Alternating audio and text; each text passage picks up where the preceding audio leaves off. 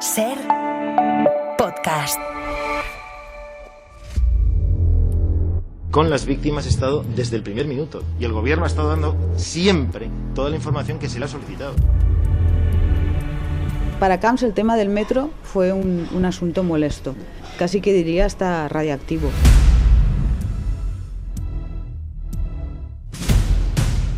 A los políticos no les interesaba que nada enturbiara la imagen del triunfo, ¿no?, que se había conseguido que el Papa viniera a Valencia. Comença el compte arrere a València, on els gegants i banderes anuncien la visita del Papa Benet XVI.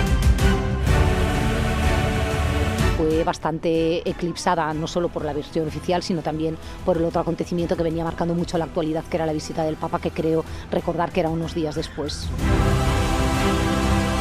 Es una línea por la que pasan 1.167 vehículos todos los días. Por lo tanto, entendemos que tiene todas las medidas de seguridad y lo que ha habido es un exceso de velocidad en un punto determinado.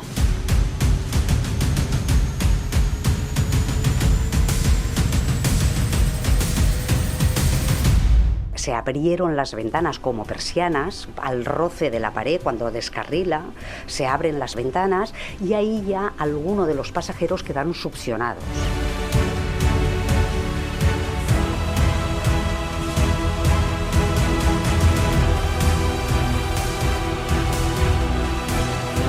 Lo que no debería de pasar nunca es que a ese dolor, que es algo, no sé, pues que afecta a unos ciudadanos de a pie de una forma muy fortuita, les haga pasar por el dolor de tener que emprender una lucha, de intentar aclarar las causas.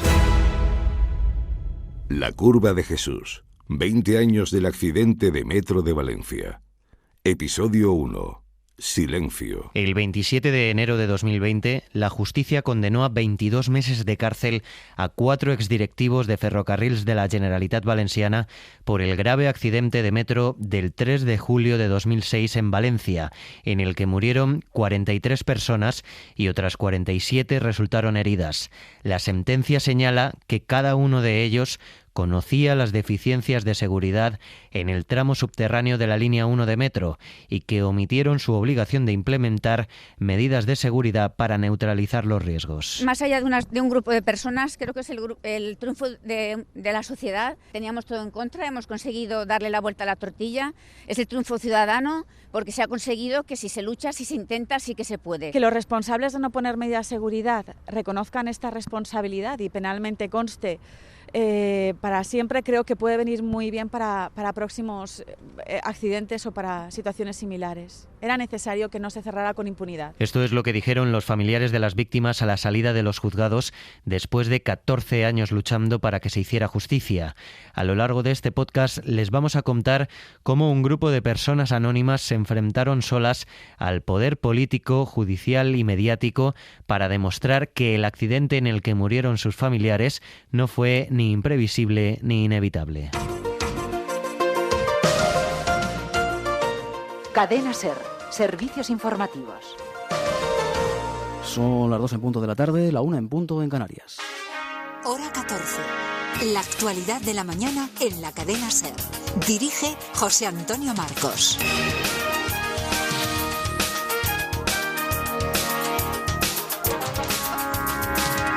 Muy buenas tardes. Noticia de última hora en Valencia. Un accidente en el metro en la estación de la calle Jesús, en pleno centro de la ciudad. Parece que hay varias personas atrapadas en su interior. Juanma Granero, buenas tardes. Muy buenas tardes. Son 150 las personas evacuadas de la estación de la calle Jesús. Justo antes de llegar a ella, en una zona de curva, un convoy ha volcado y se desconoce a esta hora cuánta gente puede haber en su interior. Aquel 3 de julio de hace 20 años era lunes. Hacía calor. Acababa de empezar el verano y quedaban solo 5 días para la visita del Papa Benedicto XVI a Valencia.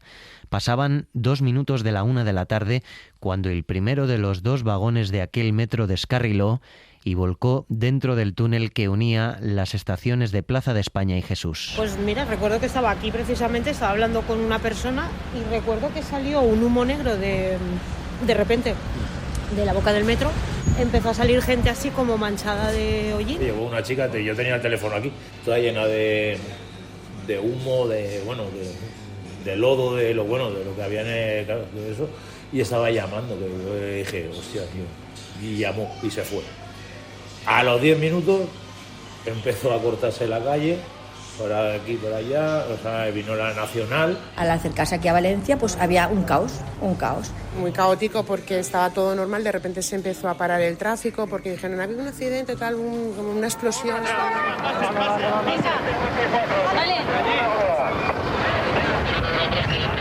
Yo creo que cuando, no sé, con cualquier catástrofe de esta se toca, pues la vives como un poco como una pesadilla, como si no te estuviera pasando a ti, porque, bueno, pues dices de todo el mundo, le podía haber pasado a cualquiera, ¿no? Entonces, pues bueno, lo primero es ojalá no esté entre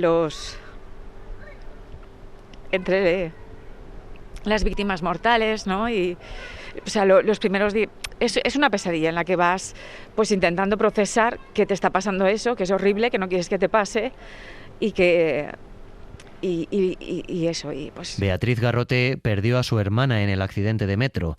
Durante años presidió la Asociación de Víctimas del Metro 3 de Julio. Unos familiares se fueron a hospitales, otros nos fuimos donde estaban tomando muestras de ADN para reconocer los cadáveres.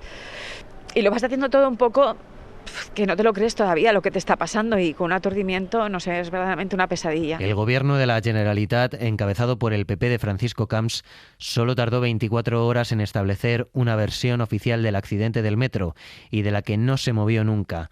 La velocidad era la única razón y el maquinista, que falleció en el acto, el único responsable de esas 43 muertes. Es una línea por la que pasan 1.167 vehículos todos los días y en la que en ese punto nunca se ha producido nada que sepamos, absolutamente nada. No hay ningún problema de ningún tipo. Tiene un sistema FAP, que es el sistema que tienen los trenes de cercanías de Renfe, parecidos al funcionamiento que tiene este. Por lo tanto, entendemos que tiene todas las medidas de seguridad y lo que ha habido es un exceso de velocidad en un punto determinado. La línea 1 es segura. Fue el diagnóstico del consejero valenciano de Infraestructuras, José Ramón García Antón, solo un día después del accidente. Horas antes de esta rueda de prensa, a primera hora del día 4, el consejero le dijo a un alto cargo de Ferrocarrils la frase que definió la estrategia política del PP: aquí no pasará nada si nadie pierde los nervios.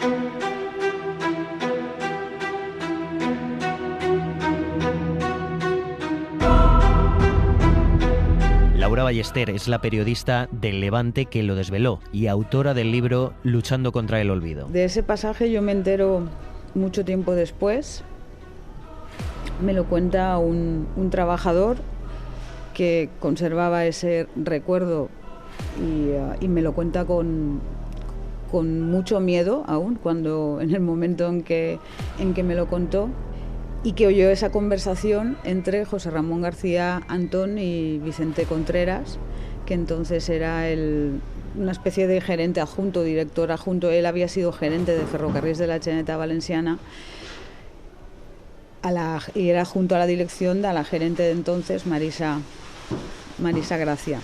El trabajador escucha cómo José Ramón García Antón le decía a Vicente Contreras precisamente esa frase, que si no nos ponemos nerviosos aquí no va a pasar nada, en el sentido de, bueno, pues ha habido un accidente, hay muchas vidas, se han perdido, vamos a mantener la mente fría y a intentar, pues bueno, escurrir el bulto, ¿no?, que es lo que se intentó desde un principio con un mantra que se repitió machaconamente hasta que no hubo una sentencia en enero de 2020. Ese mantra, que además en los medios, incluso en los medios de comunicación públicos, se insistió desde el inicio, y era que el accidente era inevitable e imprevisible, y el epígrafe era que la culpa era del maquinista por haber ido al doble de la velocidad permitida en una curva.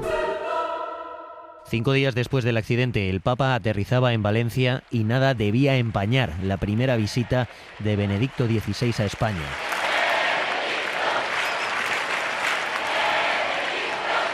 El Señor esté con vosotros. La visita del Papa lo que explica son las prisas que hubo para intentar pasar página y poder llegar a la visita de Benedicto XVI pues con la mayor parte de las cuestiones resueltas. Joan Ribó es exalcalde de Valencia y era el portavoz de Esquerra Unida en Les Corts en el momento del accidente, en 2006. Estaba la visita del Papa al cabo de unos días y había que terminar rápidamente con este accidente, dejar que pasara lo antes posible y disimularlo a nivel comunicacional de la mejor manera posible. En los días siguientes al accidente todo fue muy rápido. El gobierno valenciano estableció la versión oficial que culpaba al maquinista. El funeral de Estado se ofició solo 24 horas después, cuando el balance de víctimas ni siquiera era el definitivo. La Generalitat también gestionó rápidamente las indemnizaciones para los familiares y heridos, unas indemnizaciones que en un primer momento incluían una cláusula maligna.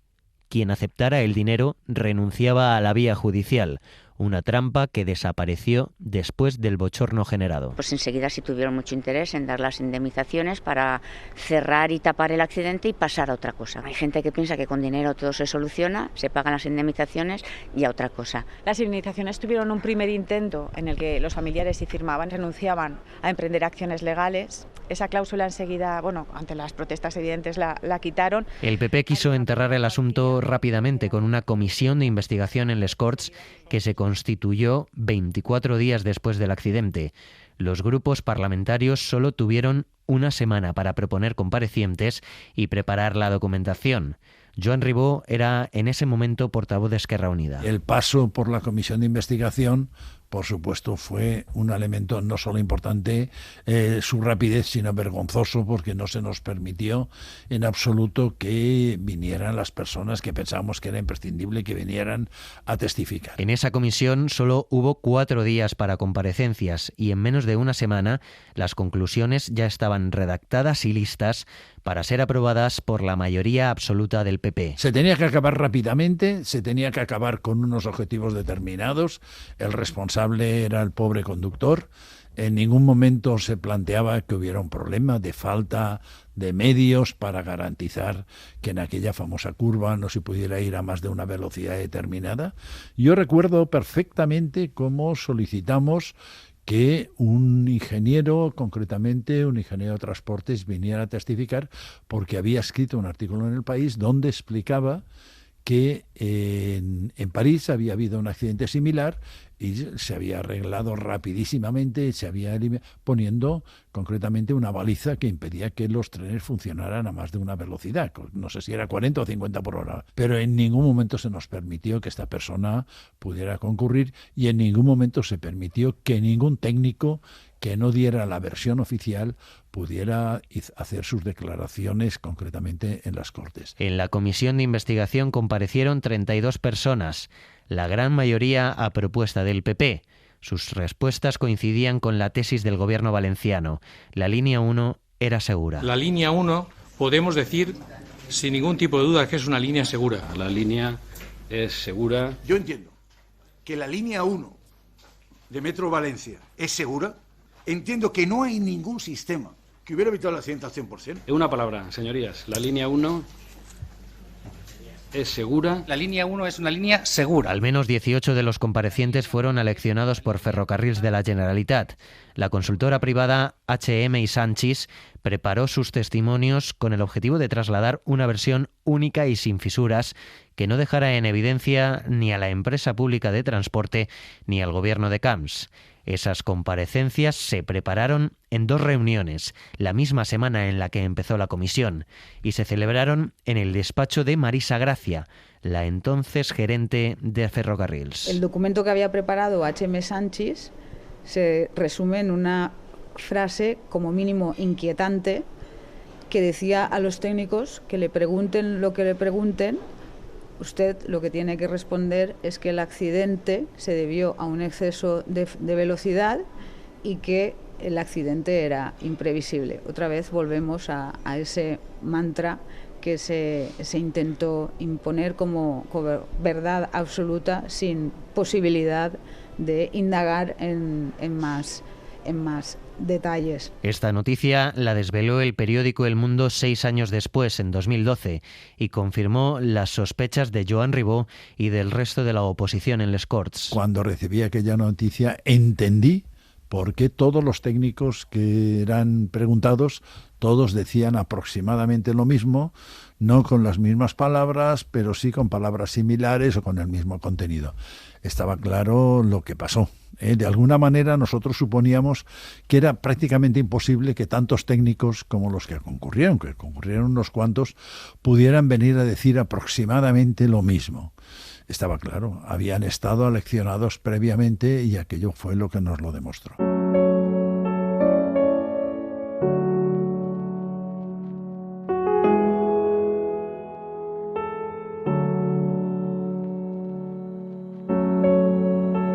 Ante la falta de explicaciones, de responsabilidades políticas y de apoyo institucional, las familias de las víctimas del metro deciden crear una asociación para exigir respuestas. La asociación estaba creada para exigir esa respuesta, exigir responsabilidad tanto desde los políticos como desde la empresa, desde los técnicos. Eso fue lo que siempre nos guió.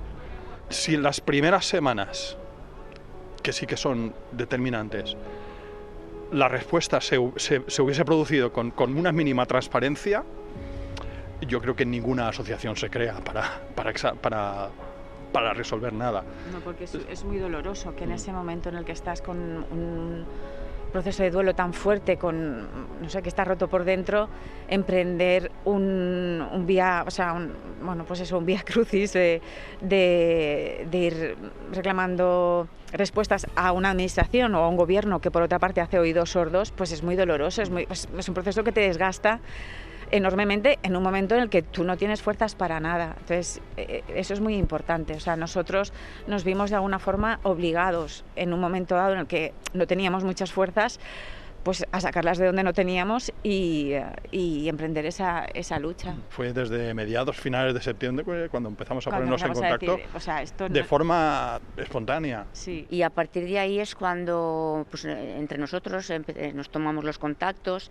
Y bueno, pues es como dice Enrique, cuando realmente ahí pues nos conocimos y surgió un poco la idea de asociarnos, de crear una asociación o decir, bueno, es que no nos podemos conformar con que la responsabilidad es del conductor. O sea, no te puedes quedar en el último eslabón, ¿no?, de la cadena de responsabilidades, y el que toma las decisiones de implantar las medidas de seguridad o de mejorar el mantenimiento o hacer una revisión siempre son los directivos, ¿no? Entonces pensábamos que había que ir subiendo en ese escalón de responsabilidades hasta llegar a los verdaderos directivos. Las víctimas empiezan a organizarse, pero el gobierno de la Generalitat prefiere pasar página.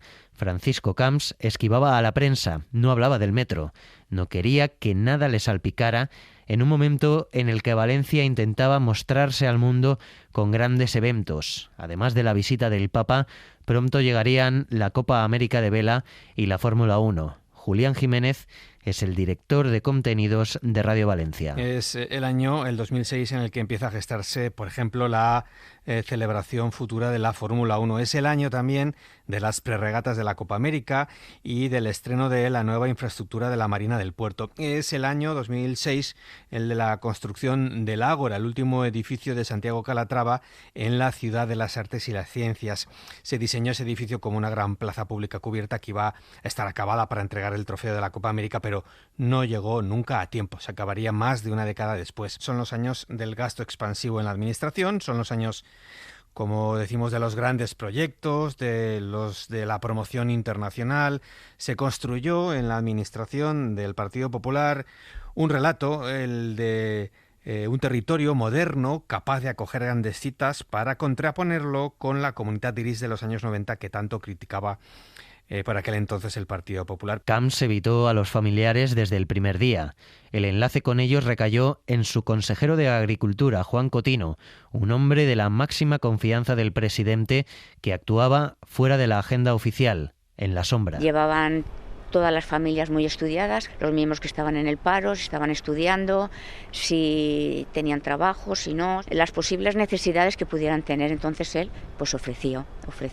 Él no te dice te ofrezco esto a cambio del otro, él te hace un ofrecimiento, te va preguntando y luego pues te dice, pero bueno, ¿tenéis intención de asociaros? Si vais a presentaros en la instrucción judicial. En la democracia en la que nosotros creíamos que vivíamos, entendíamos que las respuestas debían de ser pues colectivas. Sentarnos a todas las víctimas y darnos unas explicaciones, ha pasado esto, ha pasado lo otro. Sin embargo, ves una respuesta que es más, pues que te recuerda a otros tiempos donde estaba el nodo en este país, en el que va el cacique de turno, te hace un tratamiento en el que tú casi tienes que agradecer ese tratamiento humano que te están dando, esa ayuda que te brindan. No, mira, es que si merezco una ayuda me la das y si no, y no me corresponde no me la das. La periodista Laura Ballester cuenta el caso concreto de una de estas visitas de Juan Cotino. Y en el caso concreto de un matrimonio que habían perdido a una hija, me contaron que Cotino, pues bueno, les vino a decir que que aceptaran la ayuda que les daban y tal, y bueno, que si esa aceptación de ayuda también iba acompañada de no iniciar acciones legales o acciones penales o no secundar la vía penal, pues que todo les iría mejor. Y pues bueno, uno de los hijos de la familia quería ser policía, también lo sabían, y bueno, pues que ese hijo que quería ser policía se podía encontrar todas las facilidades o todas las complicaciones. Así se fraguó la estrategia del silencio del PP valenciano, con el desprecio a las víctimas e ignorando a las familias, que empezaron a concentrarse los días 3 de cada mes para exigir responsabilidades y un trato digno. El descarrilamiento de un convoy de la línea 1 de Metro Valencia acabó la vida de 43 personas y dejó 47 heridos. Desde entonces, sus familiares no han dejado de concentrarse el día 3 de cada mes en la Plaza de la Virgen de Valencia. En enero de 2007, 6 meses después del accidente, la recién creada asociación solicitó por carta una reunión con Camps, que se negó, hasta que de forma inesperada, al margen de su agenda pública, recibió en el Palau de la Generalitat a Enric Chulio, que entonces era el presidente de las familias. Él no sabía que iba a ver a Camps ese día. Nadie le avisó. Yo le llamo una encerrona. Nosotros lo que queríamos era reunión cara a cara con respuestas. Correcto. Y resulta que en febrero sí que nos ofrecen una reunión, pero con el vicepresidente de la Generalitat, Víctor Campos. Entonces pues fuimos una comisión de la asociación, fuimos una representación de la asociación y estuvimos reunidos con Víctor Campos. Días después me llamaron a mí y entonces pues acudí a Palacio y ahí probablemente ese fue mi error. No. Pero bueno, sí, porque no... Se arrepiente mucho de verse luego en esa encerrona, pero porque yo conocía el caso de los casos que hemos estado comentando, de las reuniones que había tenido Cotino con otros afectados, y yo pensé, pues mira, me va a hacer lo mismo o algo parecido, y digo, bueno, pues... y entonces allí me encontré por sorpresa con que estaba Francisco Camps, y entonces... yo no lo considero realmente una recepción, no lo considero ni siquiera una reunión. Eso fue, pues no sé, una acción, sí, me llevó de guía turística. En realidad no me dijo nada nuevo. Repitió básicamente el mismo discurso, o todo lo que dijo fueron frases que ya nos había dicho Víctor Campos en la reunión. Entonces, no sé, en realidad no hubo ningún avance, no hubo absolutamente nada más que eso, una constatación de decir, bueno, estamos aquí predicando en el desierto o hablando con una pared. En mayo de 2007, poco antes del primer aniversario del accidente, se celebraron las elecciones autonómicas y municipales. 2 meses antes, en marzo, la jueza instructora archivó por primera vez la causa. Ellos afrontaron esas elecciones, yo creo que preocupados. Y de hecho estaban tan preocupados que recurrieron a la trama Gürtel para financiar la campaña electoral de 2007 de una manera totalmente opaca y brutal, por la que después fueron condenados los principales responsables del Partido Popular de la Comunitat Valenciana. y en la que triplicaron el presupuesto electoral que pagaron empresarios bajo mano de la Comunitat Valenciana. ¿Por qué hicieron eso? Pues en parte porque estaban realmente preocupados de cómo podía afectar a su mayoría absoluta, tanto en el PP a nivel autonómico como en el PP de la ciudad de Valencia, donde Rita Barberá y el equipo de Rita Barberá hizo lo mismo, que tenía su propia mini Gürtel y declaró haberse gastado 150.000 euros en la campaña electoral de 2007, cuando en realidad se gastó 1,5 millones de euros en la campaña electoral. Ese esfuerzo titánico demuestra lo preocupados que estaban por no perder esas elecciones. El PP revalidó su mayoría absoluta en les Corts. Rita Barberá ganó en Valencia y la actual alcaldesa de la capital, María José Català, ganó en Torrent. El PP lo tomó como una absolución en las urnas. Crec que som els millors, nosaltres els valencians. Com a president no faré una altra cosa durant tots els dies que fer que la Comunitat Valenciana siga la millor. Moltes gràcies. Francisco Camps dimitió como presidente de la Comunidad Valenciana el 28 de julio de 2011, acorralado por la trama Gürtel y el caso de los trajes. Más tarde también fue procesado por la organización del Gran Premio de Fórmula 1 en Valencia, un caso que también terminó archivado. Ahora quiere volver a ser el candidato del PP a la presidencia de la Generalitat Valenciana. La curva de Jesús. 20 años del accidente de Metro de Valencia. Un podcast de Joan Jimeno, en Hora 25, con Aimar Bretos.